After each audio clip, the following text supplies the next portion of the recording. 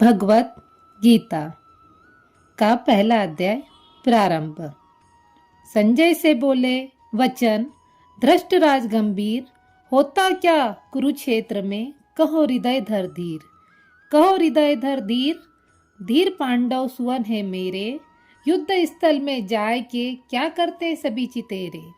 युगल नेत्र ओ क्षोम को कर गए व्यास प्रदान, श्री मुख से दीजिए सुना वह रण का व्याख्यान। ईश्वर प्रार्थना। हे सर्वानंद सर्वशक्तिमान पूर्व ब्रह्मा, अजन्मा अजर अमर अनंत सर्वव्यापक न्यायकारी दयामय ईश्वर, आपकी महिमा का कोई पार नहीं और आपके शुभ नामों की कोई संख्या नहीं। बड़े बड़े ऋषि मुनि और देवता भी आपका पार न पा सके तो मूढ़ अज्ञानी क्यों कर आपके नामों का वर्णन कर सकते हैं।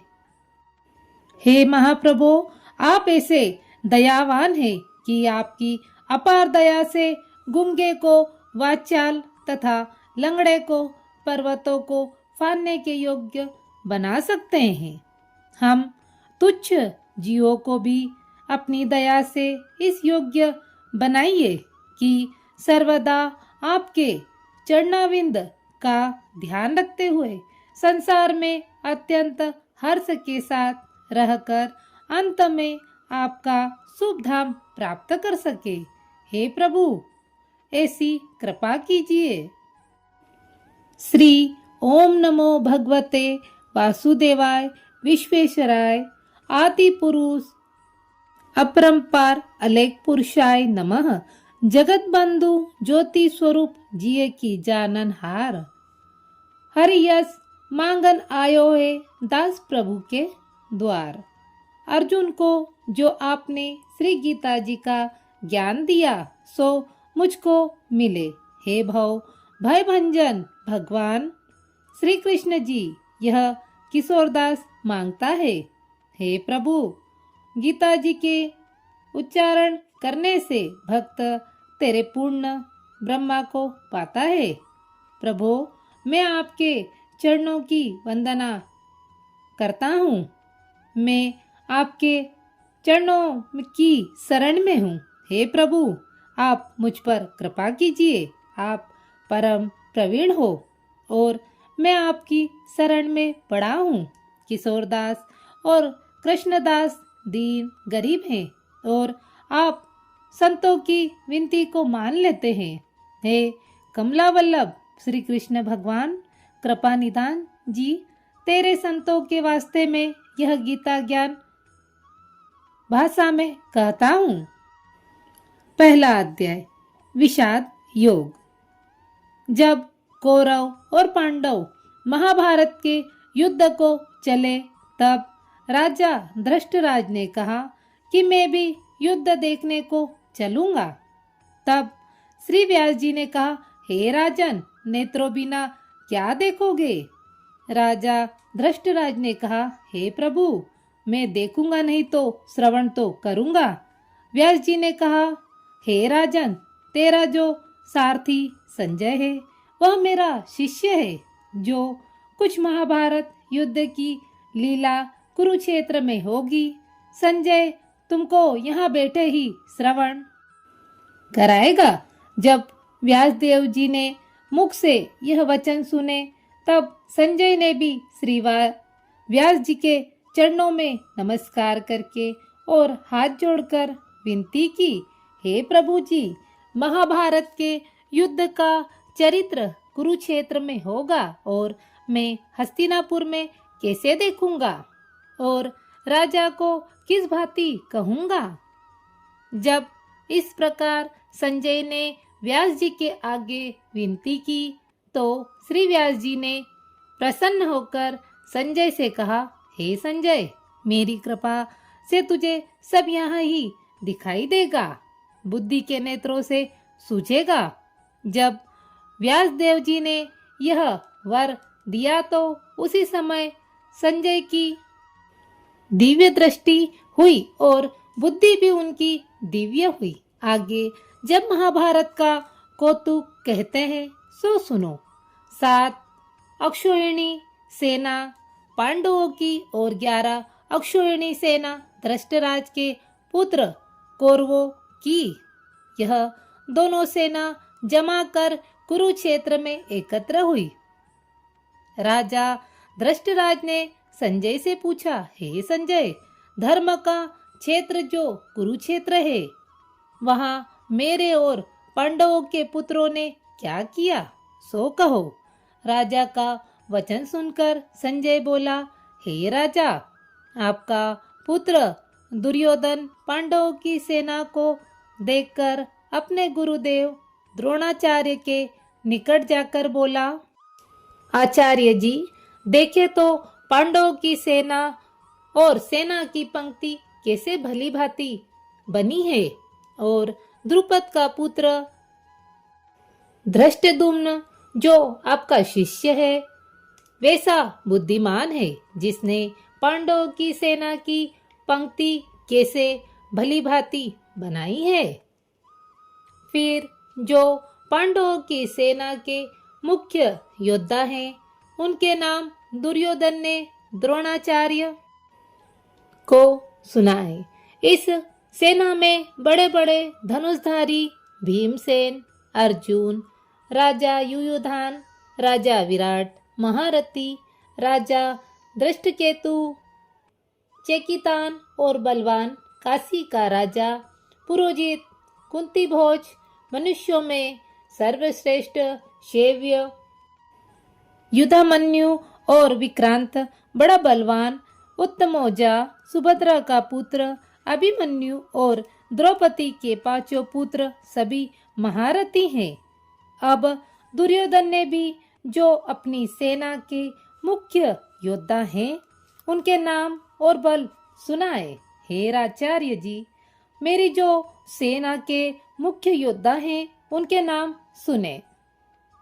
प्रथम तो आप और पितामह भीष्म, कर्ण, कृपाचार्य, समितजय, अश्वत्थामा, विकर्ण, सोमदत्त का पुत्र भूरिश्रवा और जयद्रथ आदि भी योद्धा हैं, जिन्होंने मेरे निमित्त अपना जीवन त्याग दिया है, और उनके अनेक प्रकार के शस्त्रधारी हैं जो युद्ध करने में बड़े चतुर हैं। हमारी 11 अक्षौहिणी सेना है और पांडवों की सेना 7 अक्षौहिणी ही है। हमारी सेना के अधिकारी और रक्षक पितामह भीष्म है। अब दुर्योधन अपनी सेना से कहने लगा, जितने तुम हमारी सेना के लोग हो, सभी पितामह की रक्षा करने वाले हो, और जितने शस्त्र आने के मार्ग हैं, उन सब मार्गों से पितामह की रक्षा करो।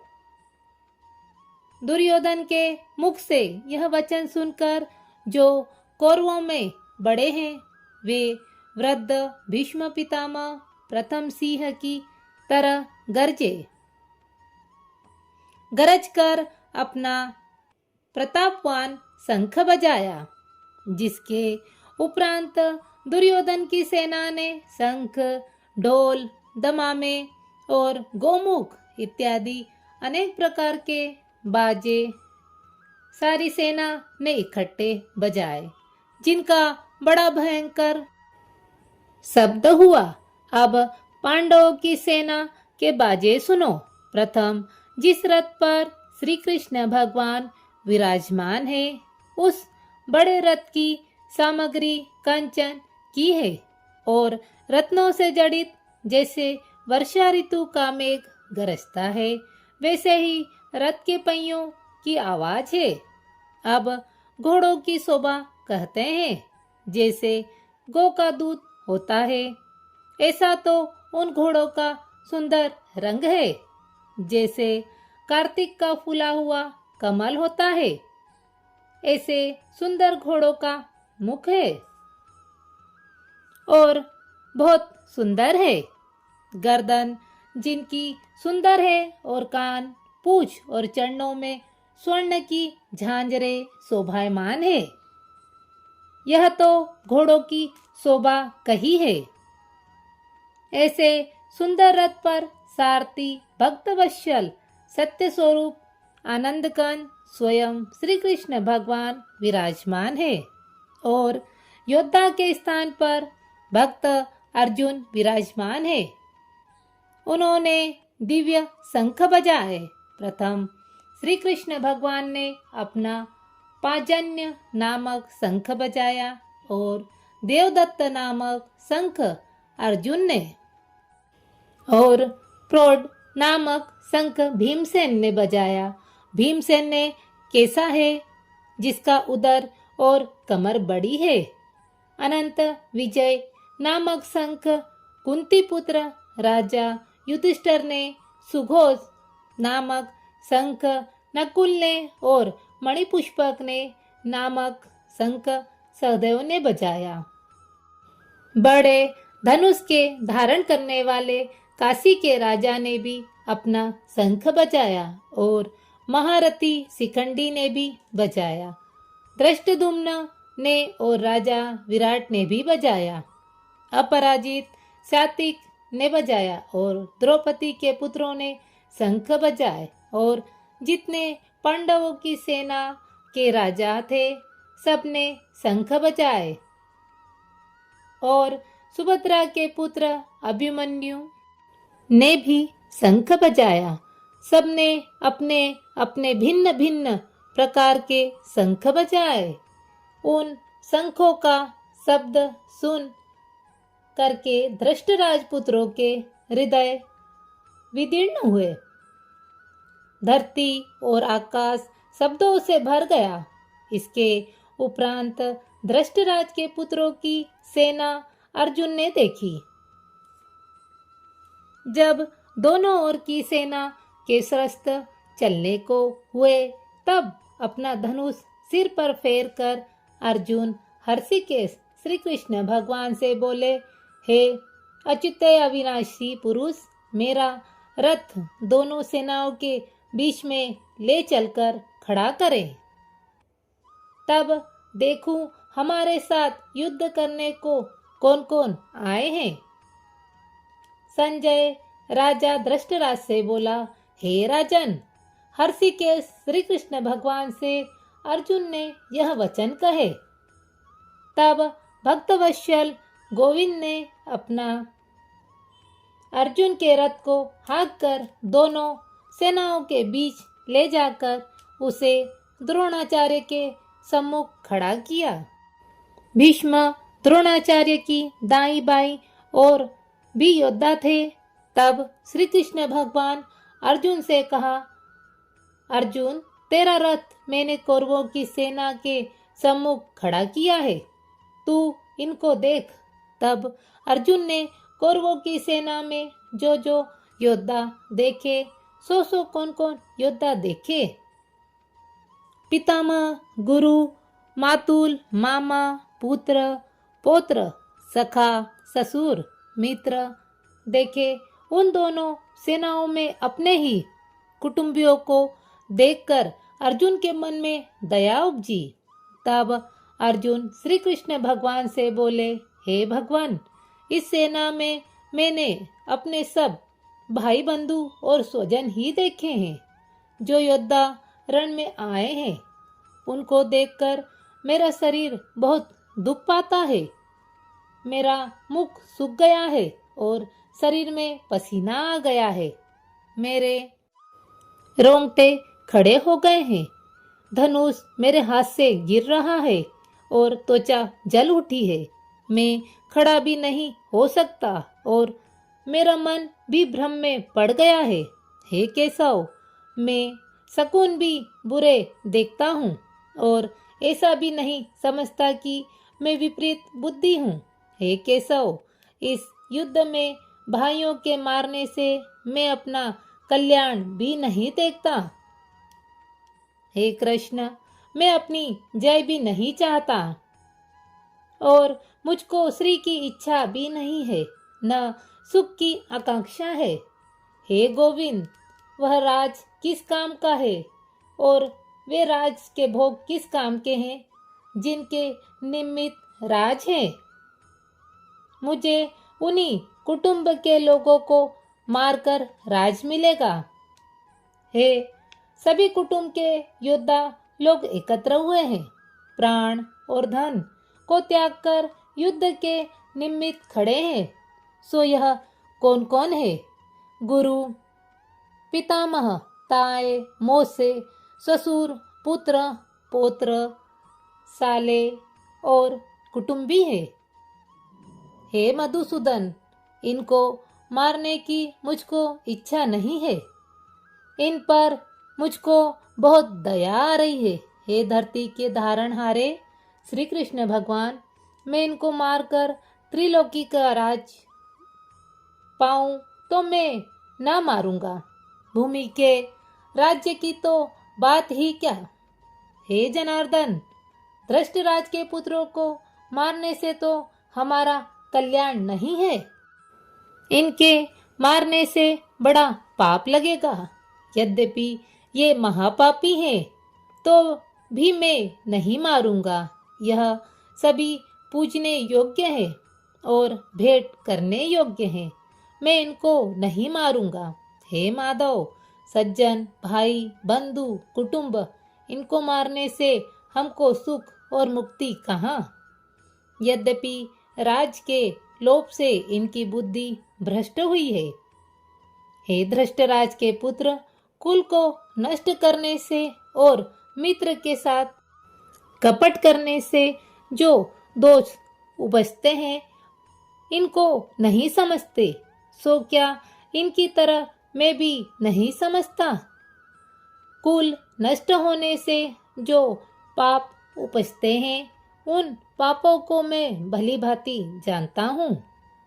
उन पापों को अर्जुन भली भांति कहते हैं। हे जनार्दन, कुल का नाश करने से कुल के जो पुरातन धर्म संस्कार चले आए हैं, उनका भी नाश होता है। कुल धर्म के नष्ट होने से कुल की स्त्रियां दुराचारिणी हो जाती है, जिनसे स्त्रियों के वर्ण संकर संतान उपजती है। पराये पुरुष की संतान को वर्ण संकर कहते हैं। जब वर्ण संकर संतान भई, तब पिंड और जल पितरों को पहुँचने से रह जाएगा, तो पितर स्वर्ग से गिर पड़ेंगे। हे यदुवंशियों में श्रेष्ठ श्री कृष्ण भगवान जी, जिनसे कुल को नष्ट किया है, जिसने इतने पाप किए हैं, सो सब पाप कुल के नष्ट करने हारे के सिर पर होता है। फिर वह मनुष्य उन पापों का फल क्या पावे है? सो सुने, यह प्राणी सदा नरक भोगता है। न्याय शास्त्र में मैंने यह श्रवण किया है। अब अर्जुन पछताता है और हाथ जोड़कर अपना सिर फेर कर कहता है, हाँ हाँ, देखो भाई, मैंने कैसे पाप का उद्यम किया था। अब मैं अपने हाथ से शस्त्र नहीं पकड़ूंगा और धृष्टराज के पुत्रों के हाथ में शस्त्र होंगे। मैं उनके सम्मुख होऊंगा, वह मुझको मारेंगे, इससे मेरा कल्याण होगा। संजय धृष्टराज से कहता है, हे राजन, अर्जुन ने यह वचन कहकर धनुष बाण हाथ से छोड़ दिया और रथ के पिछले भाग में जा बैठा। पहले अध्याय का महत्व। एक समय कैलाश पर्वत पर महादेव और पार्वती की गोष्ठी हुई। पार्वती ने पूछा, हे महादेव जी, आप किस ज्ञान से पवित्र हैं, जिससे संसार के लोग आपको शिव करके पूजते हैं? आप मृगछाला ओढ़े, अंगों में शमशान की विभूति लगाए, गले में सर्प और मुंडों की माला पहनते हैं। उनमें तो कोई पवित्र कर्म नहीं लगता। मुझे वह ज्ञान सुनाओ। महादेव जी बोले, हे पार्वती, मैं गीता ज्ञान से पवित्र हूँ, जिससे मुझे बाहर के हुए कर्म नहीं व्यापते। पार्वती जी ने पूछा, जिस गीता ज्ञान की आप स्तुति करते हैं, उसके श्रवण करने से कोई कथार्थ भी हुआ है? महादेव जी बोले, हे पार्वती, इस ज्ञान से बहुत जीव कथार्थ हुए हैं और आगे भी होंगे। मैं तुमसे एक पुरातन कथा कहता हूँ, श्रवण करो। एक समय पाताल लोक में भगवान विष्णु शेष शैया पर नैन मूंद कर आनंद में मग्न थे। श्री लक्ष्मी जी ने चरण दबाते हुए पूछा, हे नारायण जी, आप 14 लोकों के ईश्वर हो, आपको भी निंद्रा व्याप्ति है। निंद्रा और आलस्य उन पुरुषों को व्यापता है जो तामसी है। फिर आप तो तीनों गुणों से अतीत हो, इसलिए आपके नींद मूंदने पर मुझे अत्यंत आश्चर्य है। नारायण जी बोले, हे लक्ष्मी जी, मुझको निंद्रा आलस्य नहीं व्यापता। एक शब्द रूपी जो भगवत गीता है, उनमें जो ज्ञान है, मैं उसी गीता के आनंद में मग्न रहता हूँ। जैसे 25 अवतार मेरे आकार रूप हैं, वैसे ही गीता मेरा शब्द अवतार है। 5 अध्याय मेरा मुख है, 5 अध्याय मेरी भुजा है, 5 अध्याय मेरा हृदय और मन है, 16वां अध्याय उदर, 17वां अध्याय जांगे और 18वां अध्याय मेरे चरण है। गीता के श्लोक से मेरी नाड़ियाँ और उनके अक्षर मेरे रोम है। ऐसे शब्द रूपी गीता ज्ञान के अर्थ अपने हृदय में विचारता हूँ। लक्ष्मी जी बोली, नारायण जी, ऐसे गीता ज्ञान से कोई मुक्त नहीं हुए हैं। नारायण जी ने सर्वशास्त्रमयी गीता, सर्वदेवमयो हरि, सर्व तीर्थमयी गंगा, सर्व धर्ममयी दया, यह श्लोक सुना के कहा, हे लक्ष्मी, अब पहले अध्याय का महात्म सुनो, क्योंकि गीता ज्ञान से मुक्ति मिली हुई है।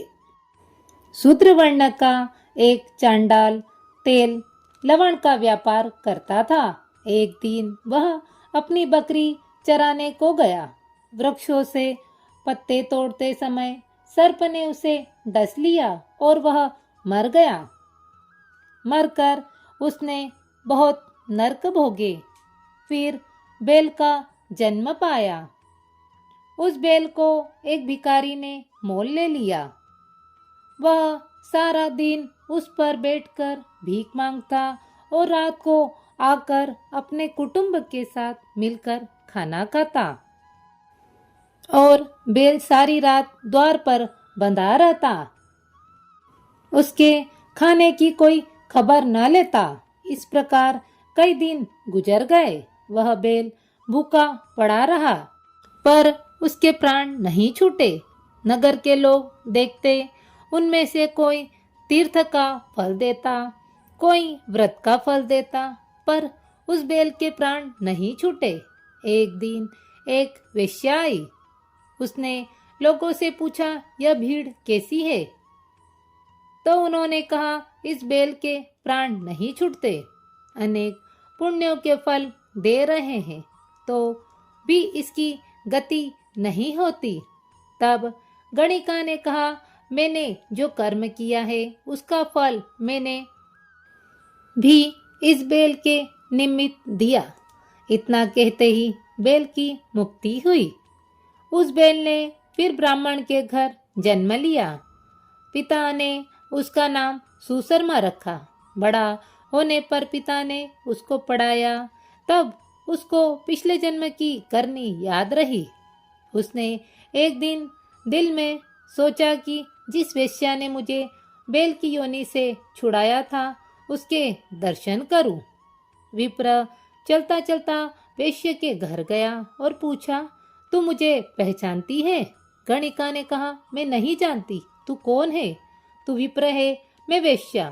तब विप्र ने कहा, मैं वही बैल हूं जिसको तुमने अपना पुण्य दिया था, तब मेरी मुक्ति हुई थी। अब मैंने विप्र के यहाँ जन्म लिया है। तू अपना पुण्य बता, क्या था? वेश्य ने कहा, मैंने अपनी याद में कोई पुण्य नहीं किया है, पर मेरा एक तोता है, वह सवेरे कुछ पढ़ता है, मैं उसके वाक्यों को सुनती हूँ। उस पुण्य का फल मैंने तेरे निमित्त दिया था। तब उस विप्र ने तोते से पूछा, तू सवेरे क्या पढ़ता है? तोते ने कहा, मैं पिछले जन्म में विप्र का पुत्र था। पिता ने मुझे गीता के पहले अध्याय का पाठ सिखाया था। एक दिन मैंने अज्ञानवश गुरु का अपमान किया और कहा, मुझे गुरु ने क्या पढ़ाया? तब गुरुजी ने मुझको शाप दिया कि तू तोता हो जा। तब मैं तोता बना। एक दिन एक बहेलिया पकड़कर ले गया और एक विप्र ने मुझे मोल लिया। वह विप्र भी अपने पुत्र को गीता का पाठ पढ़ाता था। तब मैंने वह गीता का पाठ सीख लिया। एक दिन उस ब्राह्मण के घर चोर आए। उनको कुछ धन प्राप्त न हुआ तो मेरा पिंजरा उठाकर ले गए। उन चोरों की यह वेश्या मित्र थी। मुझे इसके पास ले आए, इसलिए मैं नित्य गीता जी के पहले अध्याय का पाठ करता हूँ। यह वेश्या सुनती है, पर जो मैं पढ़ता हूँ इस गणिका की समझ में कुछ नहीं आता। मैं जो पढ़ता हूँ वही तेरे निमित्त दिया था, सो यह श्री गीता जी के पहले अध्याय के पाठ का फल है। विप्र ने कहा, हे तोते, तू विप्र है, मेरे आशीर्वाद से तेरा कल्याण हो। सो हे लक्ष्मी, इतना कहने से तोते की मुक्ति हुई। तब उस वेश्या ने भी भले कर्म ग्रहण किए। नित्य प्रति स्नान कर गीता के प्रथम अध्याय का पाठ करती। इसी कारण भले भले विप्र, क्षत्रिय और वैष्णव आदि उस वेश्या की पूजा करने लगे और विप्र अपने घर को गया। श्री नारायण जी ने कहा, हे लक्ष्मी, जो अनजाने में भी गीता का पाठ या श्रवण करे, तिनको भी मुक्ति मिलेगी। इसका कितना फल कहिए, अतुल फल है। यह फल पहले अध्याय का महत्व मैंने तुमसे कहा और जो तुमने ग्रहण किया है।